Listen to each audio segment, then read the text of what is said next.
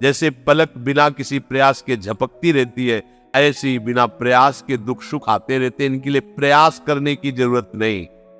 तुम इसी बात से समझ लो कि कोई भी नहीं चाहता कि मुझे दुख मिले। सब कोई प्रयास करते हैं सुख का, पर सबको दुख भोगना पड़ता है। ऐसे तुम सुख के लिए प्रयास न करो, तुम्हें सुख मिलेगा संसारिक। आप सभी को राधे राधे। आज के इस प्रवचन में श्री गुरु जी ने भगवान शिव और श्री कृष्ण की महिमा के बारे में बताया है। श्री गुरु जी ने समझाया है कि अगर हम अपने जीवन के सही उद्देश्य को जान जाते हैं तो हमें जीवन में अपार सुख मिलेगा और हम जीवन के सभी भोगों को भोग कर अंत में भगवत प्राप्ति कर सकेंगे। तो ध्यान से सुने इस सुंदर प्रवचन को और पुण्य के भागी बने। राधे राधे। दुनिया में लाखों का मेला जुड़ा, हंसा जब जब उड़ा तो अकेला उड़ा। अकेले जाओगे, केवल अकेले, ना हाथ होंगे ना पैर होंगे तुम्हारे साथ, औरों की तो बात जाने दो। प्यारे, जिस काम के लिए आए हो उसको मत भूलो। आप आए हो मोक्ष प्राप्त करने के लिए, भगवत प्राप्ति के लिए। भजन करते हुए सारे व्यवहार कार्य करो, कोई मना नहीं।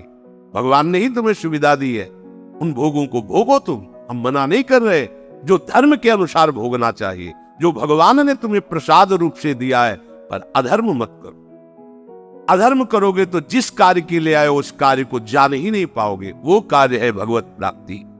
भगवान ऐसे नहीं कि कहीं कोई बैठे है, कहीं छिन छिन बिहरत संग। इतने प्यारे हैं, इतने उदार हैं, इतने नजदीक है। बस तुम क्या है कि ये जो और कुछ समेटे हो ना, इसलिए तुम्हें अनुभव में नहीं आ रहे। आप नाचते किसके संग हो? क्या तुम ही नाचते हो? अरे वो भी नाचते हैं जब तुम नाचते हो। तुम्हारी दृष्टि नहीं, तुम देख नहीं पा रहे। ओढ़ करके नाचते हैं। तुम अगर ऐसे करते हो तो वो आप देखो, जब संगीत बजेगा, कोई कुछ अब बहुते नास्तिक हो या बहुते शुष्क हृदय हो तो कीर्तन हो, हम देखा किसी किसी को कीर्तन हो ऐसा लग रहा है कि पीट के खड़े किए गए। आपको सच्ची कहते हैं, बात मान लेना। जब आप नृत्य करते हो ना, हमारे युगल सरकार पुलकित, वो तुमसे कम, उन्हीं की इच्छा से तुम्हारे अंदर आनंद आ, वो आनंद सब उमक के आ जाते हैं, नाचने लगते हैं। वो दृष्टि आएगी, हरिवंश कृपा से आएगी, नाम से। इस मनुष्य जन्म का एकमात्र परम कर्तव्य भगवान की। कहां है भगवान? वो इतने नजदीक है, इतने प्यार करने वाले। एक सेकंड बर्दाश्त नहीं कर पाते, एक सेकंड बर्दाश्त नहीं कर पाते चिंतित होना। एक सेकंड, अगर एक सेकंड जरा तो एक सेकंड में मुमकिन, तभी तो निहाल हो जाते हैं। और आपको गुप्त बताए, हमारे बाप है महादेव।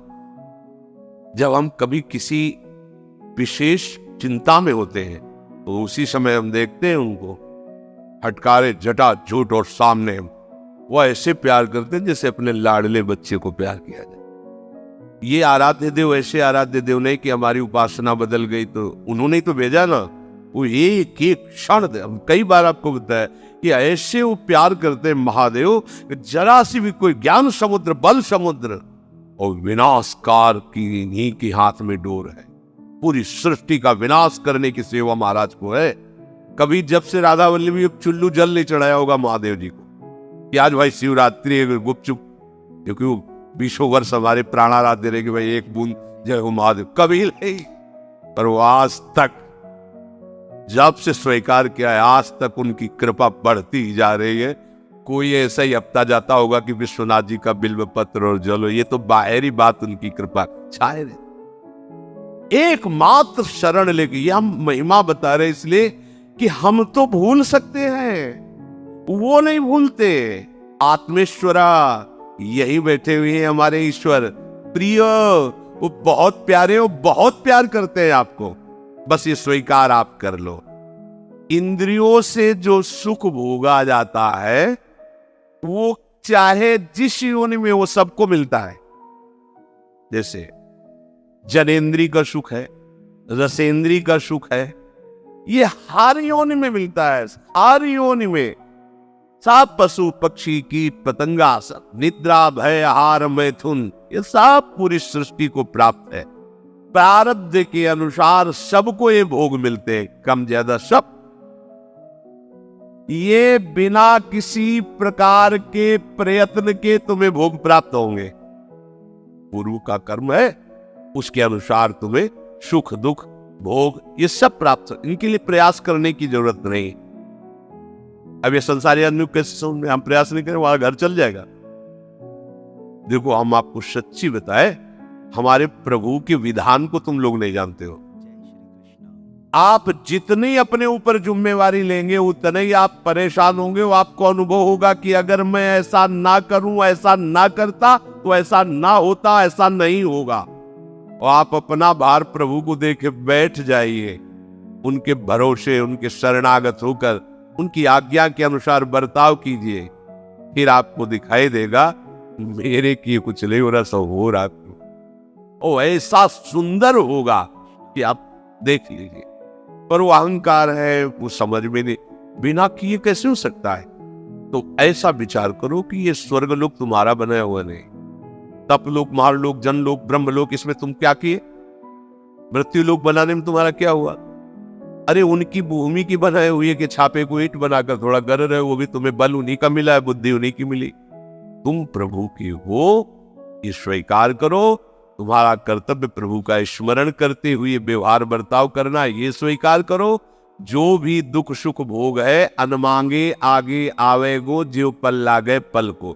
जैसे पलक बिना किसी प्रयास के झपकती रहती है, ऐसे ही बिना प्रयास के दुख सुख आते रहते हैं। इनके लिए प्रयास करने की जरूरत नहीं। तुम इसी बात से समझ लो कि कोई भी नहीं चाहता कि मुझे दुख मिले, सब कोई प्रयास करते हैं सुख का, पर सबको दुख भोगना पड़ता है। ऐसे तुम सुख के लिए प्रयास न करो, तुम्हें सुख मिलेगा संसारिक। तो प्रयास किसका करें? भजन करने। भजन करते हुए तुम व्यापार करो, नौकरी करो, बढ़िया मंगल हो जाएगा। भजन करने ही रहे और लौकिक सुख के लिए प्रयास कर रहे हो, कभी सुख नहीं मिलेगा, क्योंकि तुम दुखालय में सुख ढूंढ रहे हो, मूर्खता है। भगवान लिखे दुखालयम अशाश्वतम। सांसारिक सुख के उद्देश्य से प्रयत्न करने की कोई आवश्यकता नहीं, क्योंकि ये जो दुख सुख स्वयं मिलने वाला है, इसके लिए तुम परिश्रम करके भगवत विस्मरण करके आयु नष्ट कर रहे हो। ये बहुत बड़ी हानि है, इसकी पूर्ति नहीं हो सकती। जो इसमें उलझ जाता है वो भगवान का भजन कर ही नहीं पाता। देखो आप, ऐसी माया है कि भगवान की याद ही नहीं आने देती। घंटों क्या पूरा जीवन निकल जाता है। हमने विचरण करते समय देखा है गांव के जैसे 2-4 लोग बैठे होते हो, कोई बहू की बात, कोई बेटे की बात, कोई प्रपंच की बात, कोई राम हरि कृष्ण की चर्चा नहीं करते मिलता कि भगवान का ऐसा स्वभाव, भगवान का ऐसा प्रभाव। ये तो भक्तजन करते हैं। ये शरीर यद्यपि दुर्लभ है, फिर भी ये क्षण भंगुर है, पता नहीं कब नष्ट हो जाए। तो क्या करे? भजन करके हम अपना काम बना। भयानक रोग आ जाए, भयानक विपत्ति आ जाए, तो हम भगवान को न भूले, ऐसा अभ्यास कर ले। जब कष्ट आता है ना, तो अगर आपका अभ्यास भजन का नहीं तो आप भजन नहीं कर सकते। या अधिक सुख आ जाए ना, तो आप भगवान, तो दोनों हमारे लिए भजन विरोधी बातें हैं, सुख या दुख। ऐसा अभ्यास करो कि अच्छे से अच्छी अनुकूलता आने पर भजन न छूटे और प्रतिकूलता आने पर भजन न छूटे। इसलिए बुद्धिमान पुरुष को चाहिए कि यावत स्वस्थ विदम कलेवरम यावत च दूरे जरा। जब तक तुम्हारा शरीर स्वस्थ है, बुढ़ापा दूर है, काम बना लो। अपने लोग जानते हो कैसे होते हैं? आग लगने पर कुआं खोदना शुरू करते हैं। आग लगने पर कुआं खोदना शुरू करते। क्या? अब जब दिमाग काम नहीं कर रहा, बुढ़ापा आ गया है, पानी लेके पी नहीं सकते, तब चलते चलो सन्यास ले लेते। किसका सन्यास लोगे? वैसे सन्यासी हो गए हो, किसका सन्यास लोगे? वास्तविक बात है, जब तुम्हारी इंद्रियां स्वस्थ है, तब तुम धर्म पूर्वक चलते हुए भजन। बुद्धिमान पुरुष वही कि आग लग ना जाए, इसके लिए पहले से हम कुआं खोद के तैयार रखें। हमारा जीवन नष्ट ना हो जाए, इसके लिए हम भगवत भजन करके तैयार रहें। क्यों? क्योंकि जीव ही तुम्हारा मृत्यु का समय आएगा, हर सरकारी सुविधा छीन ली जाएगी, तुम्हारा शरीर छीन लिया जाएगा, शरीर संबंधी छीन लिए जाएंगे, जितनी धन संपत्ति या इस्लाम सब हटा दिया जाएगा। अब बचे आप अकेले। कहां गए? सरकार के सामने। जिस काम के लिए भेजा गया था, गए, वो काम किया नहीं। अब आपके पास कुछ है नहीं, क्योंकि सब सरकारी छीन गया। अब चलो सजा के अधिकारी, तो सजा भोगो। क्योंकि जिस काम के लिए गए थे वो तुमने काम बिल्कुल ठीक समझो। ऐसे ही हमें भगवान ने भेजा है, हर सुविधा हमें मिली है भगवत आराधना के लिए, भजन के लिए। प्रहलाद जी कह रहे इस मनुष्य जन्म में भगवान श्री हरि की शरण ले लेना ही परम कर्तव्य है।